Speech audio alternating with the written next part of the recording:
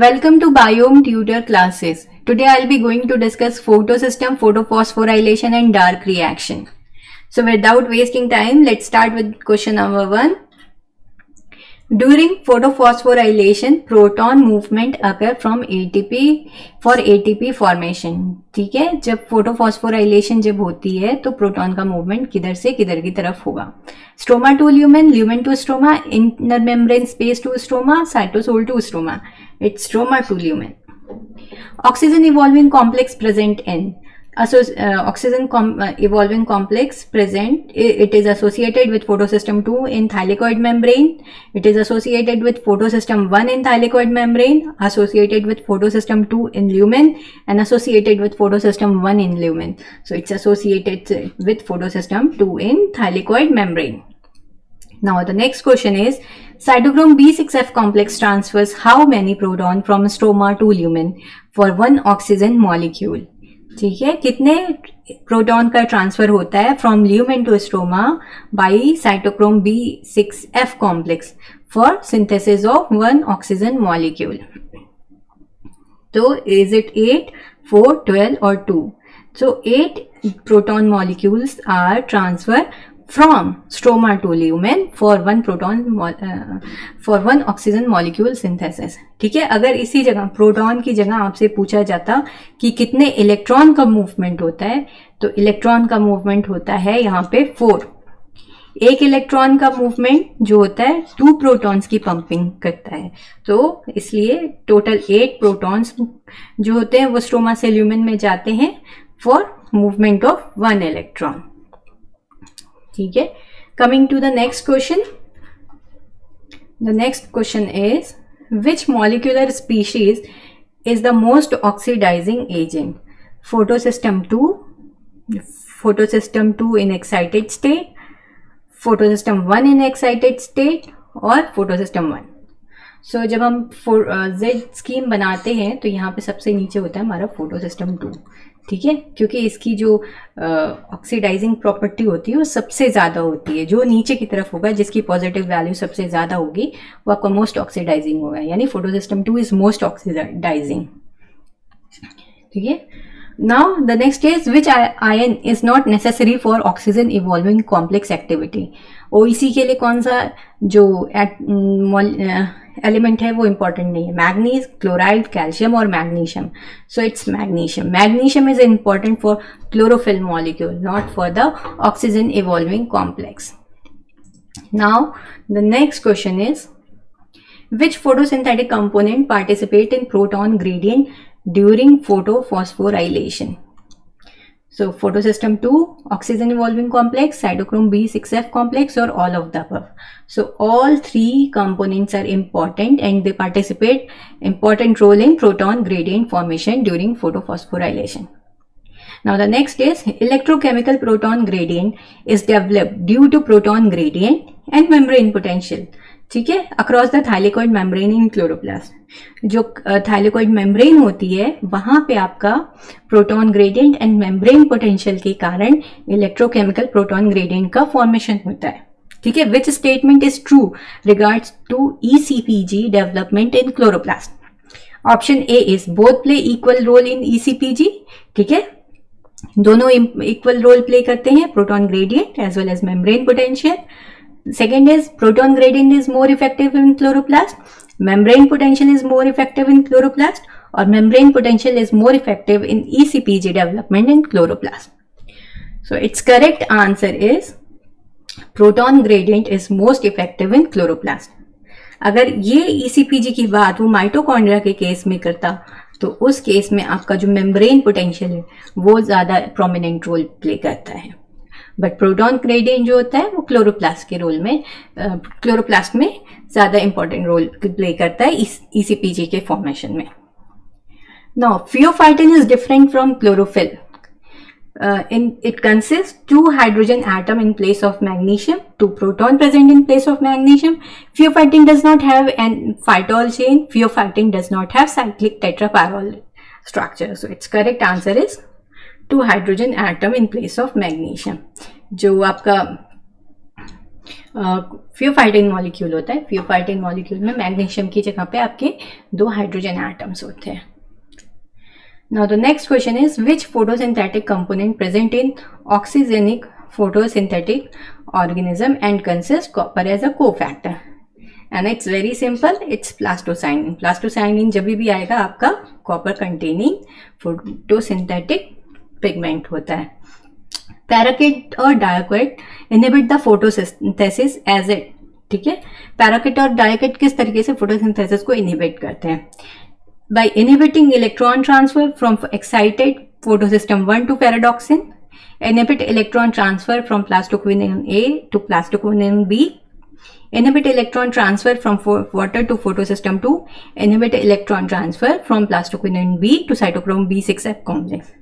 And its correct answer is inhibit, ठीक है, option A. सो जो पैराक्विट एंड डायोक्विट होते हैं, मोस्टली जितने भी हमारे फोटोसिंथेटिक इनहिबिटर्स बने हैं वो मोस्टली फोटोसिस्टम 2 को टारगेट करके बने हैं, लेकिन पैराक्विट एंड डायोक्विट जो होते हैं ये फोटोसिस्टम 1 को टारगेट करके बनाए गए हैं, ठीक है। Now next question is, oxygen evolution and sugar formation are 2 different phases in photosynthesis and it was postulated by, ये किसने बताया था कि oxygen evolution and sugar formation are 2 different things in photosynthesis? This ये प्रूव किया गया था by Hill experiment. Okay, now next is 2 photosystem presence in photosynthetic machinery discovered by, ठीक है। 2 फोटो सिस्टम होते हैं फोटोसिंथेटिक मशीनरी में, ये किसने ये डिस्कवर किया था? हिल ने, Emerson red drop effect experiment, Emerson enhancement effect, और both BNC। It's correct answer is option D, क्योंकि जो एमर्सन ने जब मोनोक्रोमैटिक रेड लाइट और रेड लाइट का मिक्सचर दिया था तो उन्होंने देखा था ग्रोथ एनहांसमेंट प्लांट के केस में, ठीक है। Now next is photosystem 1 absorbs maximum lighting. Photosystem 1 जो होती है आपकी रेड लाइट रीजन में मैक्सिमम एब्जॉर्प्शन शो करती है। Okay, now the next one is P4870 photosystem present in which group of photosynthetic organism, ठीक है। P870 जो होता है वो कौन से फोटोसिंथेटिक ऑर्गेनिज्म के पास होता है? तो ये होता है आपका पर्पल फोटोसिंथेटिक बैक्टीरिया के पास। अगर ये होता आपका P840 तो ये आपके ग्रीन फोटोसिंथेटिक बैक्टीरिया के पास होता। Rubisco enzyme is Rubisco enzyme is evolved from which enzyme during evolution, ठीक है। Rubisco का evolution कहाँ से हुआ, किस एंजाइम से हुआ? सो ये हुआ है आपका एनोलेज एंजाइम ऑफ आर्की बैक्टीरिया, ठीक है। नाउ अगर आपको किसी भी मतलब किसी भी क्वेश्चन में कंफ्यूजन हो रही है तो आप इसका डिस्क्रिप्शन आई बटन में दिए गए लिंक में वीडियो लेक्चर्स में आप देख सकते हैं, और फिर भी अगर आपको कोई डाउट है तो आप कमेंट बॉक्स में कमेंट करके पूछ सकते हैं। Now the next one is first product of Calvin cycle. तो first product is 3-PGA, 2-carboxy 3-keto diaramidinol 1,5 bisphosphate, malic acid और oxalic acid. It's correct answer is B. अगर ये आपसे पूछा जाता कि फर्स्ट स्टेबल प्रोडक्ट, अगर वो स्टेबल प्रोडक्ट की बात करता तो वो होता हमारा 3-PGA, but this 2-carboxy 3-keto diaramidinol 1,5 bisphosphate ये बहुत ही ट्रांजिएंट टाइम के लिए, वेरी वेरी शॉर्ट टाइम के लिए फॉर्म होता है और ये हाईली अनस्टेबल होता है। बट फर्स्ट प्रोडक्ट जो फॉर्म होता है C3 साइकिल में वो ये होता है, बट जो most stable product C3 cycle में फॉर्म होता है वो होता है 3-PGA। Now the next question is amino acid residue responsible for carboxylation activity of Rubisco and is present in active site of Rubisco, ठीक है। ये आपका लाइसिन होता है जो 201 पोजीशन पे प्रेजेंट होता है। Now next question is which reaction is the part of Calvin cycle? Carboxylation, reduction, regeneration और all of the above. So it's correct answer is option D. Next question is Rubisco activity is directly regulated through various factors except pH of stroma, magnesium ion concentration, presence of natural sugar or light induced thyroidoxin system. So Rubisco is activity is directly regulated by light induced thioredoxin, sorry except light induced thioredoxin system. बाकी pH, magnesium and presence of sugar, arenabitol 1,5-phosphate are the regulatory factors for Rubisco activity. Light induced thyroredoxin system activates Calvin cycle enzyme in which form? ठीक है, किस form में आपके जो kelvin cycle के enzymes होते हैं लाइट उन्हें एक्टिवेट करता है, थायरोडॉक्सिन सिस्टम जो होता है उन्हें एक्टिवेट करता है. So in reduced form, in oxidize form, none of the above और बोथ ए एंड बी. तो जो लाइट इंड्यूस्ड थायरोडॉक्सिन सिस्टम होता है वो रिड्यूस्ड फॉर्म में कैल्विन साइकिल के एंजाइम्स को एक्टिवेट करता है. Now the next one is in presence of light rate of glycolysis decrease mainly due to. Light के प्रेजेंस में जो ग्लाइकोलिसिस होती है उसकी रेट डिक्रीज कैसे हो जाती है, क्यों हो जाती है, ये बताना है आपको. So inactivation of phosphofructokinase, inactivation of hexokinase enzyme, inactivation of pyruvate kinase enzyme और more oxygen concentration. So it's correct answer is option 1. जो आपका थायोरिडॉक्सिन सिस्टम होता है जब वो लाइट के प्रेजेंस में एक्टिवेट हो जाता है तो वो इनएक्टिवेट कर देता है फॉस्फोफ्रक्टोकाइनेज को और ये ग्लाइकोलिसिस की रेट को डिक्रीज करता है. Now question number 23 is which one of the following statement is correct with respect to synthesis of starch and sucrose. ठीक है, synthesis of starch और sucrose कहाँ पे होती है, कैसे होती है, इसके बारे में करेक्ट स्टेटमेंट क्या है वो आपको बताना है. Starch is synthesized in mitochondria and sucrose in cytosol. Starch is synthesized in cytosol and sucrose in chloroplast. Starch is synthesized in chloroplast and sucrose in mitochondria. और starch is synthesized in chloroplast and sucrose in cytosol. तो इसका correct answer है starch is synthesized in chloroplast and sucrose is synthesized in chloroplast cytosol.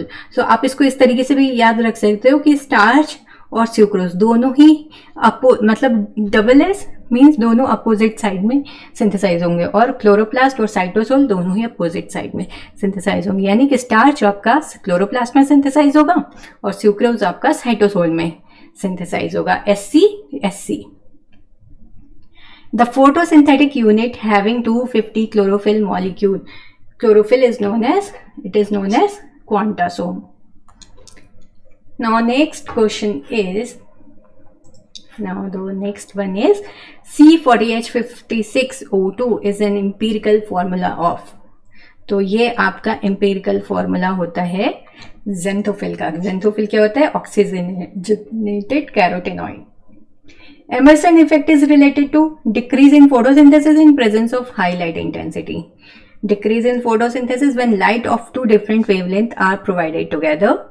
Increase in photosynthesis in presence of monochromatic light or increase in photosynthesis when lights of two different wavelengths are provided together. तो Emerson effect है, Emerson enhancement effect, which shows increase of photosynthesis when light of two different wavelengths have been provided together.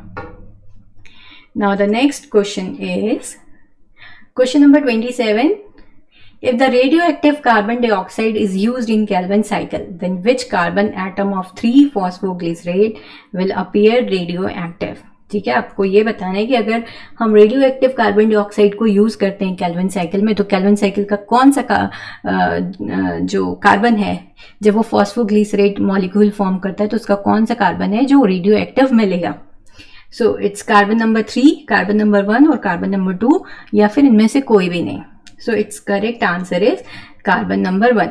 ठीक है, जो जब हमारा Rubisco जो होता है वो उसमें कार्बोक्सिलेशन रिएक्शन होती है तो क्या होता है कि आपका जो आने वाला CO2 है वो सेकेंड नंबर कार्बन से जुड़ जाता है. उसके बाद क्योंकि ये ब्रेक हो जाती है यहाँ से चेन और 3PGA के मॉलिक्यूल बन जाते हैं. तो जो आपका रेडियो एक्टिव कार्बन होगा उसकी पोजीशन कहाँ पे आ जाएगी, आपकी फर्स्ट नंबर पोजीशन पे आ जाएगी. ठीक है रुबिस, अगर आपको इसकी और डिटेल्स देखनी है तो आप आई बटन में दिए गए वीडियो लेक्चर्स में आप इसको इन डिटेल पढ़ सकते हो. Now question number 28 is assume a thylakoid is somehow punctured so the interior of thylakoid is no longer separated from stroma. The damage will have the most direct effect on which of the following process. ठीक है, आपको ये बताना है कि अगर thylakoid membrane को puncture कर दिया जाए तो उसका सबसे ज़्यादा बुरा असर या सबसे ज़्यादा सीधा असर किस पे पड़ेगा? The flow of electron from photosystem 2 to photosystem 1, the reduction of NADP plus, photolysis of water और ATP synthesis. तो इसका जो डायरेक्ट असर पड़ता है वो पड़ता है ATP synthesis पे. Now the next one is F0 F1 ATPase in the chloroplast is located on the, ठीक है, जो F0 F1 ATPase है वो कहाँ पे मिलते हैं? Inner chloroplast membrane with F1 facing the stroma, inner chloroplast membrane with F1 facing the intermembrane space, thylakoid membrane with F1 facing the stroma, or thylakoid membrane with F1 facing the thylakoid lumen. So its correct answer is thylakoid membrane with F1 facing the stroma. Question number 30 is, suppose the interior of the thylakoid of isolated chloroplast were made acidic and then transferred in dark to a pH of 8 solution. What would be likely to happen? ये पूछा गया है इसमें कि अगर suppose एक thylakoid है, उसको हमने सेपरेट कर लिया और उसको जो है बहुत ही हाईली एसिडिक कंडीशन में उसको ट्रांसफर कर दिया, मेंटेन किया गया, मीन्स बहुत ज़्यादा H+ कंसंट्रेशन है उस थाइलेकॉइड मेम्ब्रेन में, और उसके बाद उसको सडनली pH 8 सोल्यूशन पे डार्क में ट्रांसफ़र कर दिया जाता है. तो उसमें क्या पॉसिबिलिटी कि उसके साथ क्या हुआ होगा या क्या होने की संभावना है? ठीक है, option 1 is the Calvin cycle will be activated, option B is the isolated chloroplast will make ATP, option C is cyclic photophosphorylation will occur, and option D is only A and B will occur. So its right answer is the isolated chloroplast will make ATP. ठीक है, सो आज के लिए इतना ही. Hopefully ये session आपके लिए useful रहा होगा. आपकी कोई भी क्वेश्चंस या डाउट्स हैं जो आपको नहीं समझ में आए तो आप कमेंट कर सकते हैं, और उससे रिलेटेड कोई भी वीडियो लेक्चर्स जहाँ पे आपको कहीं कन्फ्यूजन होती है तो आई बटन में दिए गए लिंक से आप वो वीडियो आप रेफर कर सकते हैं. आज के लिए thank you so much. Safe रहिए. Thank you.